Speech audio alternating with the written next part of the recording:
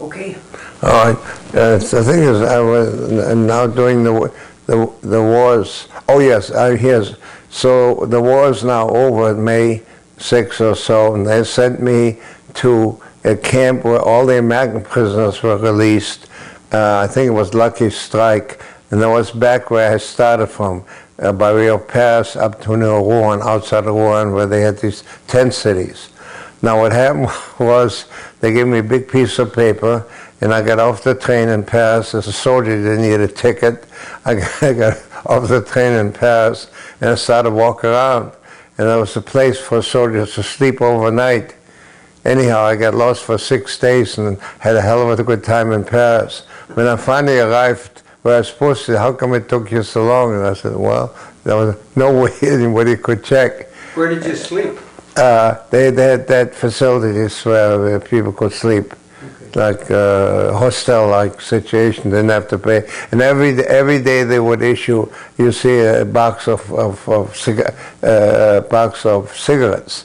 So 10 packets of cigarettes was a fortune. With the cigarettes I could live. I went to Folie Bergère. It cost me 2 cigarettes, something else, 3 cigarettes, you know, and it was a fabulous experience. Anyhow, I stayed there. I went up to Lucky Strike, and at the time we processed, I didn't, I was just indirectly involved, 50,000 American prisoners, or, pilots and so on, shut down, and prisoners in Germany who were flown from all over Germany to this camp to be processed. And I worked, I worked sort of a copy machine, a mimeograph machine by hand, and that's why I wrote a letter to 40 people. I started a little poetry there at the time, and a little prayer and stuff. Anyhow, the prisoners in those days said they were mistreated, and 3 days later said it wasn't so bad. It's just one of those amazing stories. Anyhow, I then came back. Again, I got lost 7 days in Paris. And I got back to my outfit. They said, we're going back to the United States. So believe it or not, we went back to the same camp. Tent City. So I went there 4 times, and I was exhausted by this time. Came to the United States, and I'd written to the commanding general that I don't want to go to Japan because the war with Japan was still going on. And then, after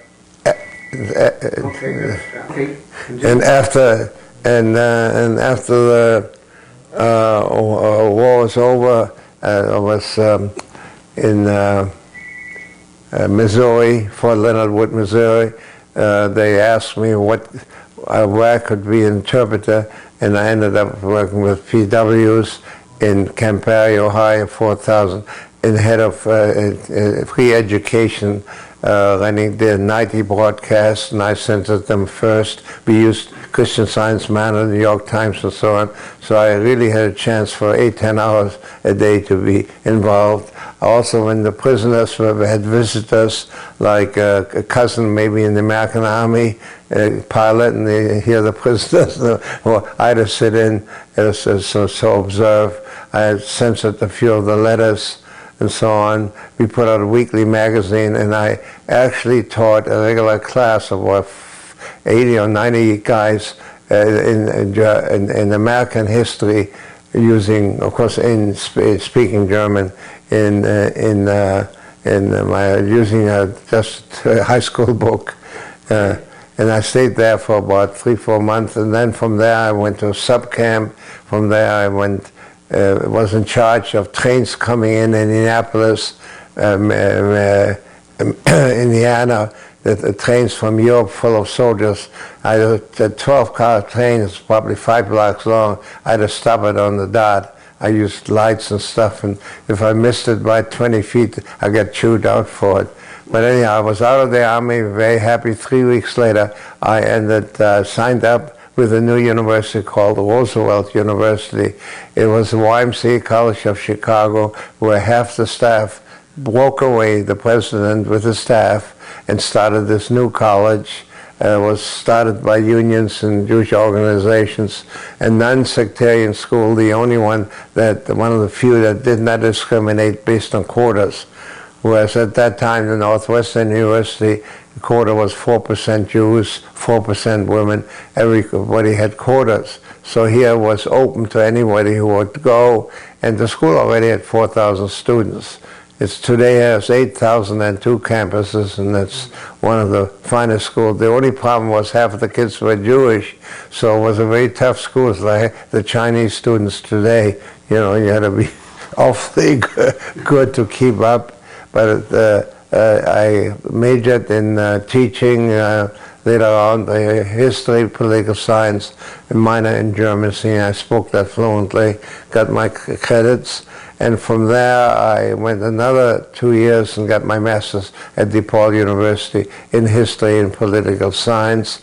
Met my wife Lillian, who came from Toronto, Canada, and she's Jewish, part of a family of 5.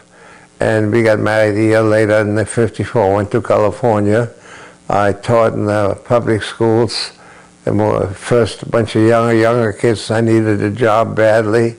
We even opened up a hobby store. We had a store for 2 years, built our own shelves and so on. And my wife was very impatient. We never lost money. We didn't make them while I was teaching. And we had our second child. We had Jeff was our first child in '54, and then Judy in '58. A long story behind that. And after 25 years of teaching, I had bought houses and rented them out. And then my tenants, you buy a new car, and I bought another house and kept the old car. I had 10 cars and they had a new car, 10 houses rather, and they had a new car. So I got into real estate. One day after 25 years, I decided to have a broker's license and open my own company, and did quite well, you know, and managed my own little properties. And my wife went back to school and became the top CPA, one of the top certified public accountants of California. And we moved to an upscale city called Piedmont in the same area in the East Bay, 10 minutes from New York to California. My son got his bachelor, master's there. My daughter became a CPA and stockbroker, and married 44 years to Lillian, you know, and did some traveling, and then semi-retired, but I kept my real estate for quite a while, and now I still have just a few buildings left. And I have a relationship with a nice elderly lady, and I've been I'm very content. I'm into theater mostly. There is Davis Hall Music, classical, and very heavy, and I've supported financially, you know, in Walnut Creek. There are 2 excellent theaters. There's the Berkeley Repertoire Theater, there's the Aurora Theater, and very heavy in the Oakland Symphony, just the local things and the community stuff. Continued writing poetry? Oh yes, all about it. Lillian died in around 1997. 98, I started writing a few poems, and I started to self-publish, and I had so much fun with it, and gave books out, sold a few, $5 a piece, and I wrote my second book. And now, what is it now, January of 2012, I finished my 19th book. Wow. And I've lived a lot of photographs, and really, it's a wonderful hobby. And I have a collection of rhymes and real great poems of about 4,000 sayings and 9,000 poems. Wow. That's terrific. You have a lot of energy. Yeah, and that's a lot of fun. I do write a little bit every day when I can, except when you get older, you get forgetful. I can still read German fluently, though. Yeah, and I give Holocaust talks. Now I do go. Last year I talked to 700 high school students. I talked to organizations, Rotary clubs. Last week I talked to an author organization, 30 people, and you know, and share the feeling. Even though I wasn't tortured directly, I did lose most of my childhood. My father, and I mentioned this, he was now in northern Italy and went on a barge with about 300 people. When they landed in France, because they had to leave Italy quickly or get arrested, and this was in August of '39, he ended up in France. The French police shipped them all back to Dana in the hot weather in summertime. The second barge trip, he did make it to France. I was arrested because the war started September 4th or something like that in 39 as a German, because he still had his Iron Cross. And then 6 months later, Vichy government, the SS came down, arrested, and took him out of a French prisoner of war camp, put him in a concentration camp, his brother too. My cousin, who was younger, stayed out, somehow they stayed out of this stuff and roamed, changed his name in 4 years during the war. I was able to survive in France and ended up in the Free French Army.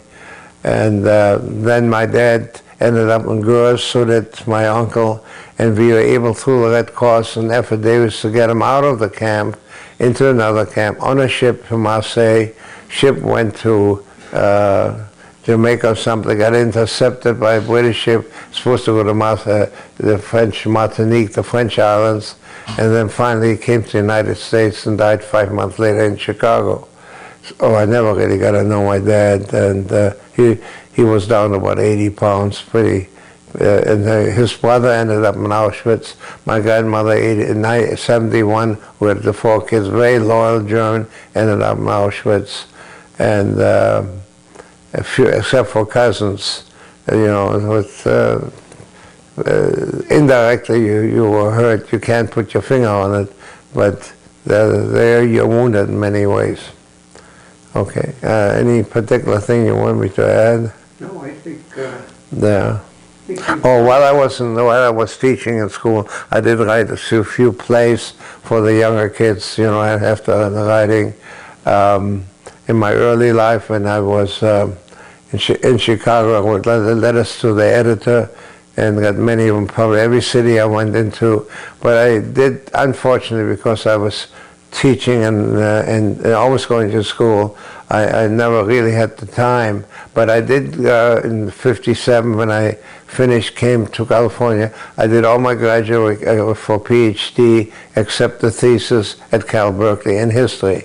And Cal Berkeley at the time had the best American history department in the United States. My specialty was unions as a Civil War and the union movement, which in those days was still very prominent. And I made a few bucks on the side. You've lived kind of an exciting life, and have a lot of talent and a lot of energy. Well, I hope I keep it up, you know, physically. Anything particular you would like to know? I can't think of anything. I think you've covered. Yeah. Yeah, I was very well informed. Even today, I get the New York Times, the Wall Street Journal, and the local Chronicle. I get about 4 magazines a week. So, and I cannot keep up with all of them. Plus, I watch C-SPAN 1, C-SPAN 2, C-SPAN 3, which is the government channel, which is really fantastic. I'm always a supporter of the KQED, that's the national television, public television. I'm a supporter of them, you know, in bigger ways, not just a few bucks. I have a question, but it doesn't have to be on there. Well, I want to thank you very much for your interview. Is very interesting. Thank you so much. The pleasure is mine. I'm not going to talk about the ladies that I know, okay? I won't talk about the ladies. No, I got one lady. She'd kill me if I did that, you see. Okay, we'll close. I'm going to close this. Okay, I just wanted to ask Art while you're... You want it on the... Go ahead. No, I don't think so. We got plenty of time if you want. Well, Okay. you had mentioned something... And initially they admitted they were mistreated, but for some reason or other, days later they said it wasn't that bad, where in reality it was bad. The Germans treated the American prisoners better than many of the others. Better than the poor. The Germans always looked down upon the Polish people and the Russian soldiers. As a matter, don't write this down, as a matter of people forgot that the Germans made 2 million Russian soldiers disappear, never came back. And then after the war, the Russians made 2 million German soldiers disappear. killing each other off. The numbers are horrendous. The other thing is, in 38, 37, people don't know this, 48 rather, when all the Jews were kicked out of North Africa, with 600,000, Morocco, Tunisia, and all those countries. At the same time, German nationals who lived in foreign countries in Europe were kicked out. You know, in other words, Germans lived in Hungary and Romania and Bulgaria and all those countries, Greece, Bosnia, they kicked them out. And Germany, which had a population maybe 50 million, had to absorb 8 million of these people. They were German origin, but their food, their language was different. And that's the first time Germany had to integrate all these people. You know. I never saw, by the way, a black person. Oh, that's another experience I had one time outside of London. It's unbelievable. In Oxford, we had trucks where we, on the weekends, where we came back to our base. And there were 6 or 8 big trucks with the black soldiers, and we were 10 of ours. And our soldiers, not me, our soldiers would they call each other names. You dirty, you know, we were back and forth. And I said to myself, God, he was fighting the same war. And in those days, the black soldiers were separated. They did not mix with the white soldiers. There was still tremendous, and the people forget, anti-racial feelings. That's the same war, Yes. you know. Yeah, that's too bad. But these are side stories. Actually, I should start. One of the days I'll have to write my own book.